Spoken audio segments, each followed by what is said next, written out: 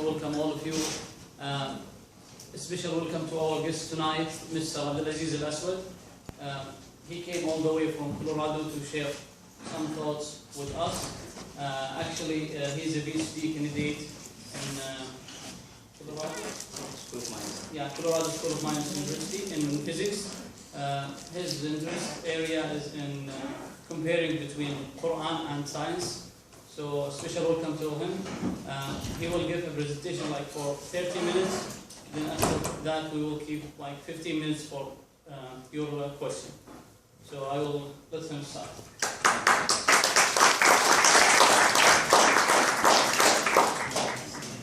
I would like to start with saying thank you so much for this kind invitation. I would like to thank Muslim Student Association for inviting me today to share with you these thoughts or research done in comparison between Quran and science. And actually I'm not doing PhD in that thing, I'm doing PhD in solar cells, but this is my just interest, side interest, is to make comparison between Quran and science. Okay, I'd like to start by asking a question. How many of you like physics? Or love physics? MashaAllah, that's good. So the job will be easy. Is anyone special in physics here? His major is in physics? 1, 2. Oh, so I need to be careful. Okay. So actually today's lecture, or not lecture, talk is like a journey. I make it as a journey on the line of sight. So it's not like any other journey. We'll start from very small things, going up to the very large and tremendous objects. And this will be the outline of the talk. I'll start by talk about Quran, what's the meaning of Quran, to have the same background about this holy book. Then I'll talk about small objects, atoms, nucleus, etc. Then human size in beginning stages. Then I'll go to the large objects like Earth, stars, universe. And then I will conclude my talk. Hopefully I will have this long trip in just 30 minutes. So, are you ready for the journey? Yes. So let's have the seatbelt and start the journey by talking about Quran. Quran actually is the literal word of God, which is revealed to his Prophet Muhammad through the angel Gabriel. So this is the belief of Muslims about Quran. Not one letter of Quran has been changed over the centuries.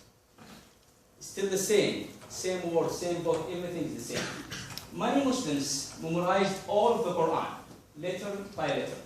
Nowadays, there are more than hundreds of thousands Muslims memorize the whole Quran. This Quran, which was revealed 1400 years ago, mentioned facts only recently discovered or proven by scientists. So this is the main thing we'll focus tonight. Okay, so as we promised, we start from the small thing. Let's start with atom. Since most of you love physics, I think you know the size of atom. What's the size of atom? 10 to minus? 9 or 10, almost 10. Okay? So I don't want to give you a number. I would like to give you something that you can visualize, you can grasp and understand. So let me ask this question to understand how small is the atom. What is the size of atom compared to a baseball? Or let's say, how many atoms are in baseball? So the size of atom compared to a baseball is like the size of ping pong balls compared to the entire Earth. See how small is this atom compared to baseball. Okay, if you go deeper, you will go to the nucleus. And nucleus is in the middle of atom, and its size in the range of 10 to minus 15. Very small size. Let's try to understand how small is this nucleus. So what's the size of nucleus compared to an atom? So it's like, as we said before, ping pong ball compared to not the entire Earth, but like a ball of a diameter of 3 kilometers. So this is the size of nucleus compared to atom. And as we know, this nucleus composed of two things, protons and neutrons, and proton and neutrons are formed by quarks. When it comes to quarks, the size of quarks is almost zero. All models of quarks assume zero volume or zero size for quarks, so we cannot go anything beyond. There are many other particles that have the same size of quarks, which is assume zero, but we stop here at the quarks. Now let's go to human size. So actually we should be proud of ourselves because we are so huge compared to atom or nucleus. And we'll have the first stage we'll stop on it, which is how Quran talk about the embryonic stages of human. Okay, so this actually this is a verse from Quran, and I will show you a video about that. Hopefully everything is working fine.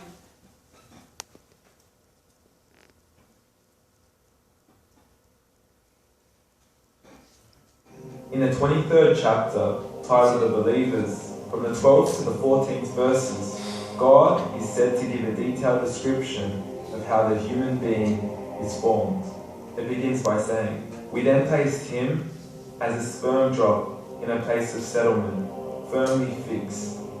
Then we made the drop into a alaqa." We will translate this word very soon. "And then we changed the alaqa into a lump. Then we made out of that lump into bones. And then we clothed the bones with flesh. Then we caused him to grow and come into being and attain the definitive human form." In the 21st century, we can now safely say that this verse is clearly describing the process of human development in correct chronological order. However, what we should be paying attention to in particular is the second stage, referring to the development of the embryo. The specific word used to describe the embryo in this verse is the word alaqa. The word alaqa, when translated into English, can mean three separate things. Firstly, a blood clot, or to be suspended, that is to be hanging or clinging to something, or thirdly and finally, a leech. Now, all three definitions don't come anywhere near what we perceive to be the human embryo. So, why are these words used, and what significance do they share with the human embryo? Can the embryo be described as a blood clot? Well, what do you think? In the third week of embryonic development, a tubular heart joins with the blood vessels to form a primordial cardiovascular system. And by the end of the third week, the blood is circulating and the heart begins to beat on day 21. The first thing that comes to mind in regards to being suspended or hanging is the umbilical cord. But we can't use that example because we are simply referring to step 2, before the baby has even formed. But we now know today that the umbilical cord is formed from the connecting stalk. And the connecting stalk is formed as soon as the embryo is formed. The embryo's connecting stalk has even been described by John Allen and Beverly Kramer as an object to suspend the developing embryo in the extra-embryonic column. So an embryo is suspended and does have a strong resemblance with a blood clot. What on earth would an embryo have to do with a leech? Figure A shows the structure of an embryo at 25 days. Figure B shows a leech. Now please note once again that the embryo in this stage is no greater than the size of a kernel of wheat. This is an X-ray of the embryo at 22 days.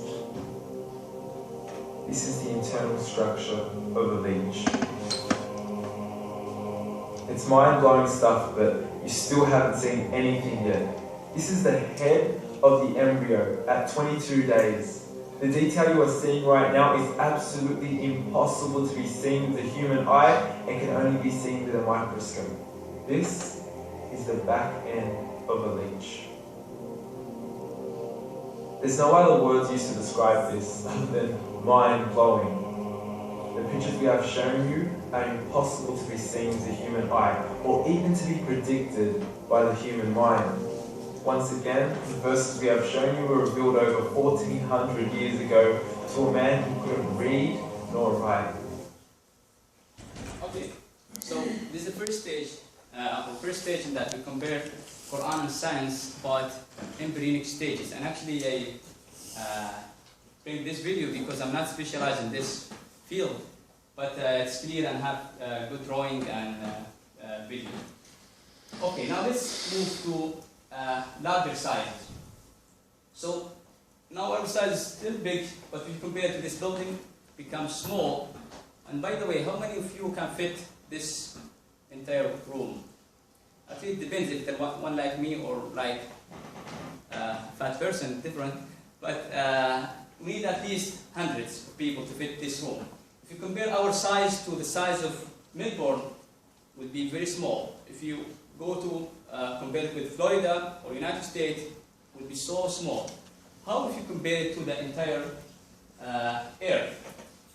So we are somewhere here, and we cannot see even buildings or cities.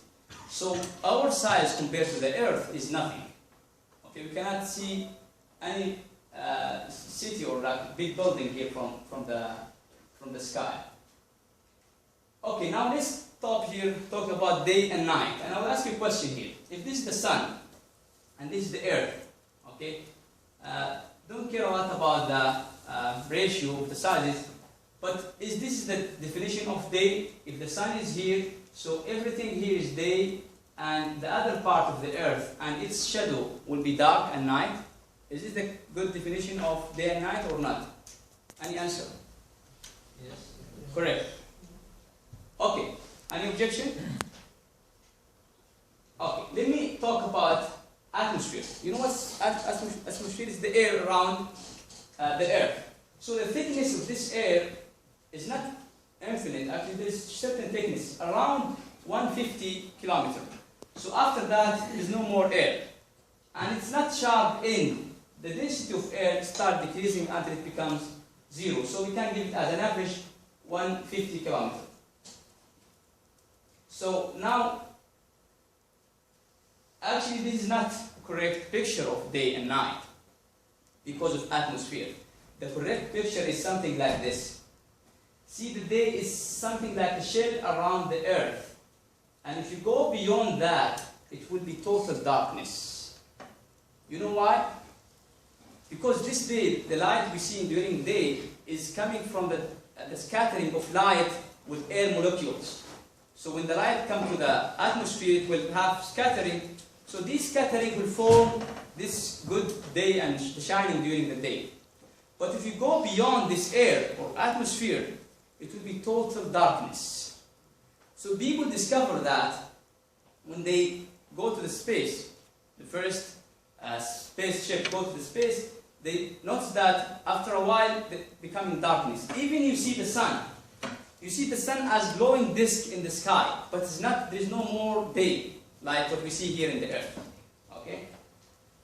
Now let's see how Quran talks about this day and night, and we'll be amazed because the Quran was so precise about these things. So this verse is from Quran, and let me give you the translation. The interpretation of this verse, God says, a sign for them is the night. I strip the light of the day from it, and they are left in darkness. So first of all, see here, he starts with saying night. So the default actually is night, is not day. Then God says, I strip, is like I skin.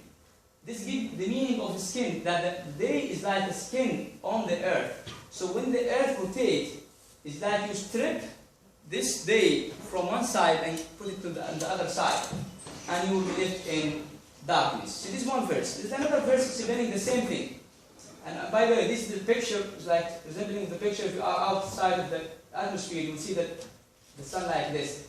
Everything is dark except for the sun. See, this is another picture outside of the atmosphere. You can see the shell here. So this is another verse explaining the same thing, talking about the same thing, but from different angle. God says, if I open to the people a gate in the heaven, and heavens mean here doesn't mean the opposite to hellfire. Heaven means here like sky. This word sama in the Quran means, some people use heaven for paradise, but it's not mean here. Heaven here means sky.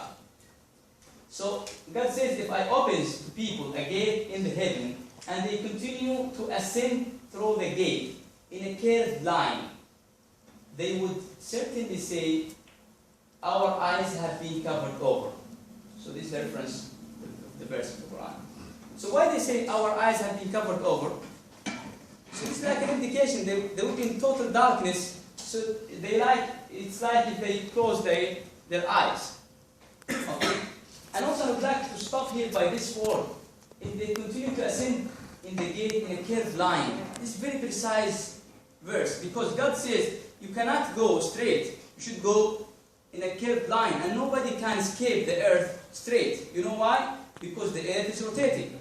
So no way to go straight, you have to move in a curved line. So also this is mentioned in the Quran. This is the word here, ya'udun.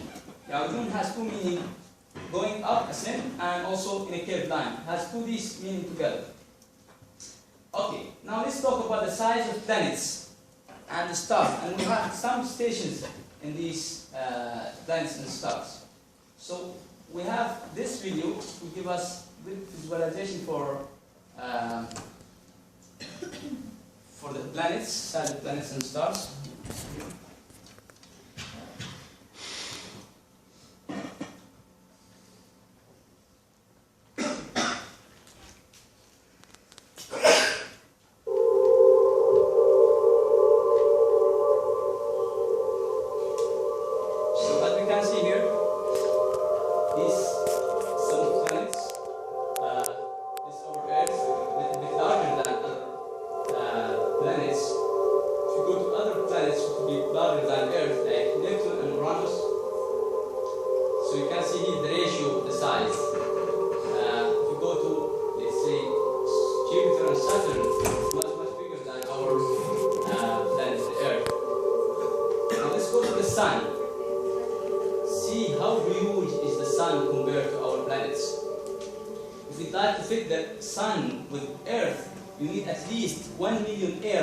Inside the sun to have the same size of the sun.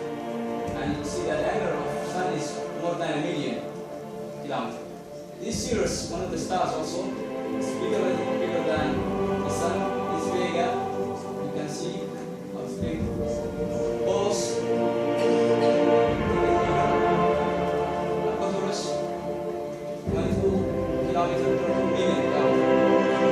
This is 60 million. Right? Then it is much bigger than previous stars. It's the best stars. It includes also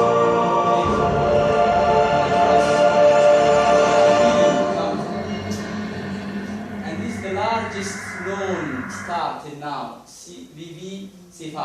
So this is the largest star known up to now. Based on my research, I don't know if they discovered bigger than this. And I don't know what is the sun or what is the earth or what are we. We're nothing almost compared to these stars. Okay, now let's have some physics about stars and compare Quran and science.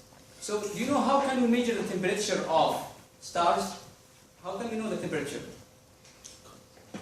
Can we send the thermometer there and measure the temperature? Thermometer? No way. Thermometer shape? Thermometer shape, yeah. Actually, we can measure the temperature by the light coming from the star. So we analyze this light, and from this analysis we can know the temperature. Let me tell you how can we do it in physics. By understanding the black body radiation. So black body is considered in physics as an ideal emitter and absorber of light. So absorb all the light and emit, absorb all the light and emit all the light. At a constant temperature, this black body radiation emits electromagnetic radiation called black body radiation. The radiation from stars is considered as black body radiation. So we approximate it to be like this. So let's understand this plot here. So consider this line only. Here is the wavelength and here is the intensity of the light. This region is infrared. You know infrared. We cannot see infrared. And this is visible region, the light that we can see. And here is the ultraviolet.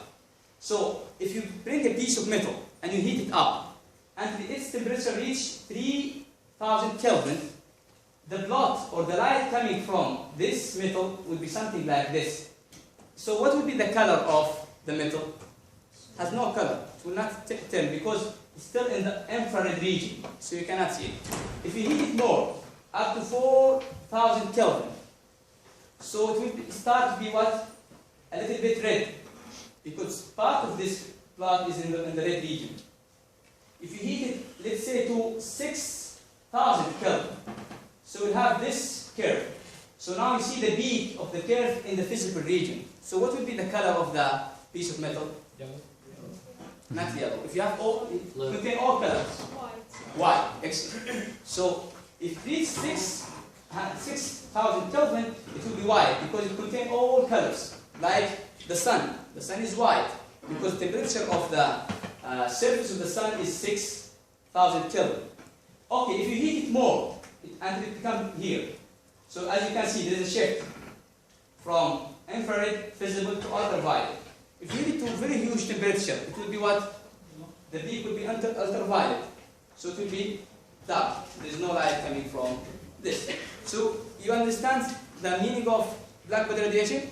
Now let's see how can we measure the temperature of stars. Actually, we analyze the light coming from the star and we fit it to this plot and we can know the temperature. Now let's see how Quran talks about this. Actually, it's not the Quran, actually this is a saying of Prophet Muhammad. We call it hadith. So this authentic hadith, authentic saying of Prophet Muhammad, the meaning of this saying, he said, hellfire has been inflamed continuously for 1000 years until its color become red. See how precise this saying. Again, it had been burned for another 1000 years until its color become white. So we move from red to white. Still again, it has been burned for 1000 years until its color turned into black. So it is black as dark night. So see how precise this saying of Prophet Muhammad talked about the hellfire. So it's burned until it become red, then it burned more, it will become white, then it burned more, it can become dark, which is in the ultraviolet. So we start from red, then visible region, and then the ultraviolet. So this is saying of Prophet Muhammad 1400 years ago. Now let's talk about black holes. You know what's black holes? Actually, they are not blacks. They are not black and they are not holes. But I don't know why they're still calling it black holes. Because it absorbs. Yeah, why do they call it black holes? Because when they observed it in the beginning, they thought there is a hole in the universe. Because anything come closer to these black holes, it will be absorbed. They cannot see it. So they consider it as a hole in the universe. And they cannot see it, they say black. So it's like hole opening to another universe. So this is the thought of scientists in the beginning. But afterward, they know that these are heavy stars. When they explode, they die, they form a very huge mass of matter, and this mass will absorb anything around it. So this is simply the black holes. Even the light cannot escape from black holes. And let's see how Quran talks about something. He did not mention black holes or anything like this, but he gives very good explanation to black holes 1400 years ago. God says, I swear by the invisible and moving object that vacuum or attract things. So just 3 words. Kunnas, Jawari, Kunnas. So these 3 meanings is fit on black holes. And interpreter of Quran long time ago, they said this is some stars. But actually nowadays we find it fit on talking about black holes. So they are invisible, we cannot see them. And see, the Quran doesn't say black, because actually they are not black, they are invisible. And moving, they are moving in the sky, and also they vacuum or attract everything around it. So this is mentioned in Quran 1400 years ago. Okay, now let's have an idea about the size of the universe.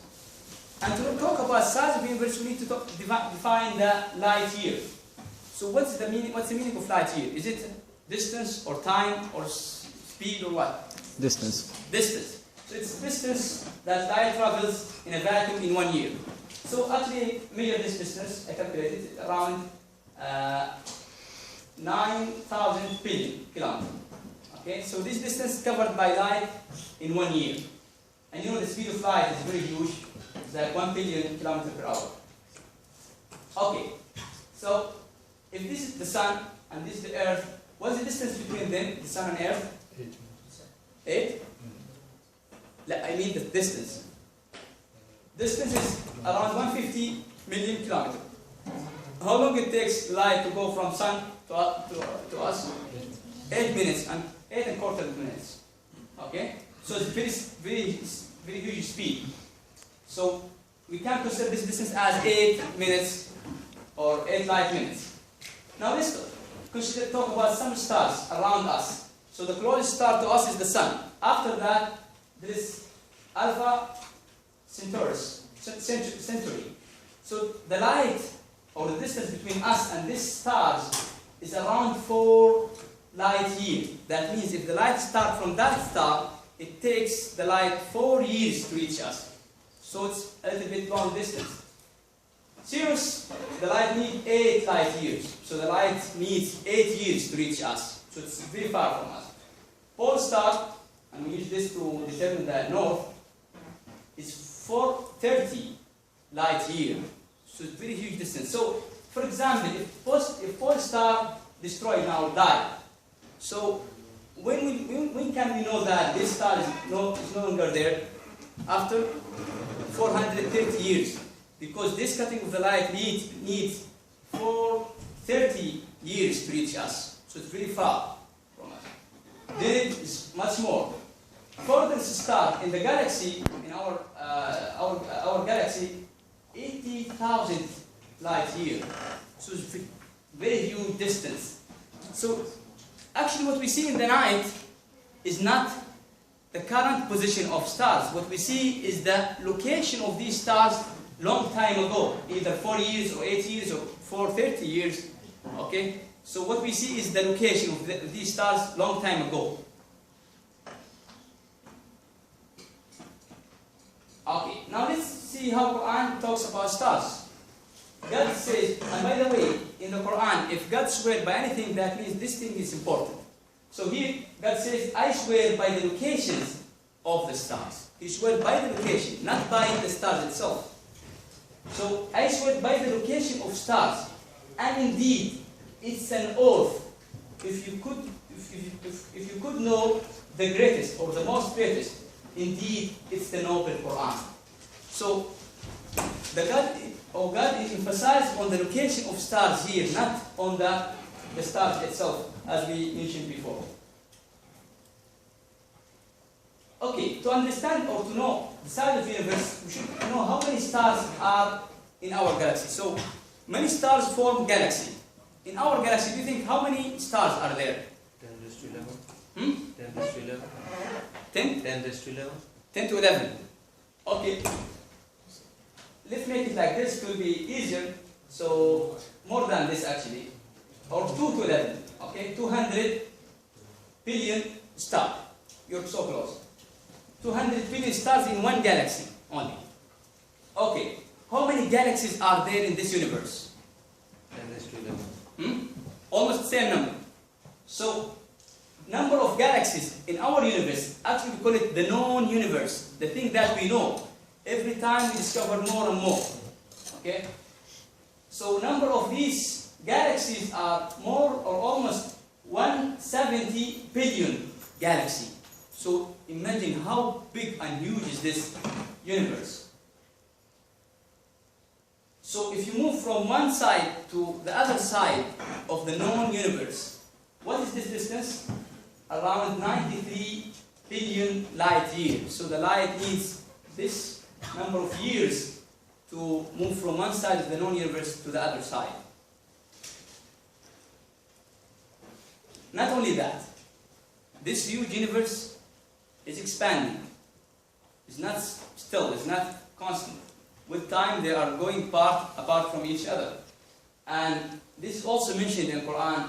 God says, I have built the heaven, which is sky here, and surely I am indeed extending it wide. So God spoke about the expansion of the universe 1400 years ago. And now, here is there is an indication in the Quran talking about the origin of the universe, which is the Big Bang theory.